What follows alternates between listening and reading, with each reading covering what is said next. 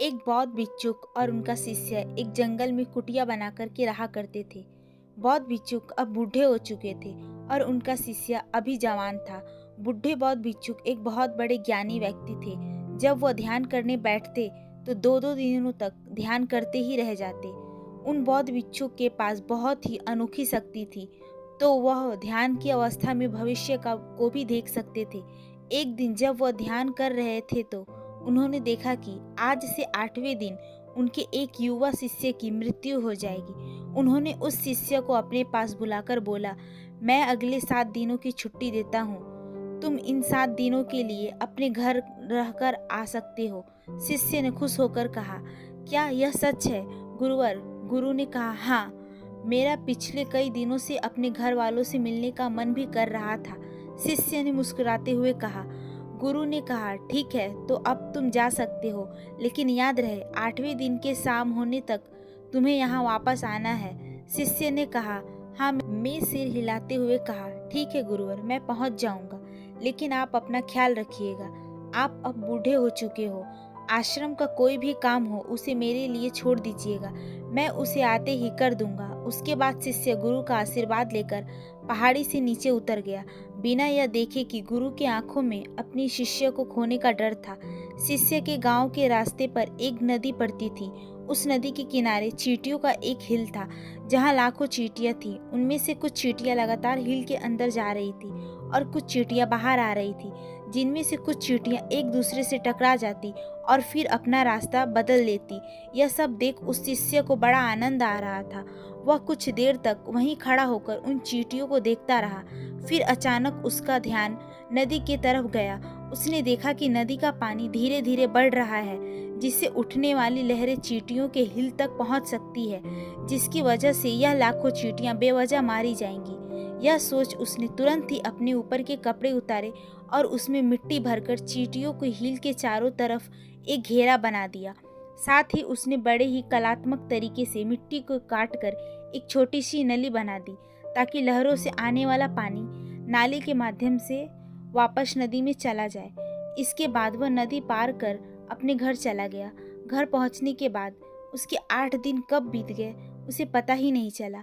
8वें दिन उसे याद आया कि आज शाम तक तो गुरु के आश्रम में वापस लौटने का आदेश दिया था। उसने उस रात ही अगले सुबह आश्रम निकलने हेतु सारी तैयारी कर ली थी। सुबह होते ही वह आश्रम के लिए निकल पड़ा। उसे उम्मीद थी कि वह शाम होने ही से पहले आश्रम वापस पहुंच जाएगा। शाम हो चुकी थी। यहाँ गुरु आश्रम में बैठे बैठे यह सोच रहे थे कि आज तो 9वां दिन है। अब तक तो मेरा शिष्य इस दुनिया को छोड़कर चला जा चुका होगा। वह इस बात पे दुखी थे कि वह मरने से पहले आखिरी बार अपने शिष्य को देख भी ना सके। गुरु बैठे हुए यही सोच रहे थे कि दूर से एक इंसान आते हुए दिखाई दिया। उन्होंने ध्यान से देखा तो चौंक गए। अरे, यह तो मेरा शिष्य है। गुरु ने दौड़कर शिष्य को गले से लगा लिया, लेकिन वह इस बात से अचंभित भी थे कि 8 दिन बीत जाने के बाद भी अब तक वह शिष्य जिंदा कैसे है। उन्होंने शिष्य से कहा कि यहाँ से जाने के बाद तुमने जो कुछ भी किया है मुझे बताओ। तब शिष्य चींटियों वाली कहानी गुरु को सुनाई। कहानी सुनते ही गुरु को यह समझते देर न लगी कि शिष्य ने लाखों चींटियों की जान बचाई थी, और यह उसी कर्म का प्रमाण है कि शिष्य को एक लंबा और खुशहाल जीवन मिला है। कहानी सुनने के बाद गुरु के मुंह से अनायास ही निकल गया कि कर्मा लौटकर जरूर आता है। शिष्य को गुरु की यह बात समझ नहीं आया, लेकिन उसने पूछा भी नहीं और चुपचाप अपने आश्रम के कामों में लग गया। अगर हम अपनी जिंदगी में देखें तो इसी खुशी खुशी जीने का सबसे आसान तरीका है कि हम अच्छे कर्म करते रहें। इस कहानी के तरह यह जरूरी नहीं कि अच्छे कर्म हमारी जिंदगी को लंबा ही करेगी, लेकिन इस बात की गारंटी है कि अच्छे कर्म हमारी जिंदगी में आने वाली दुख और परेशानियों को कम जरूर कर देंगे।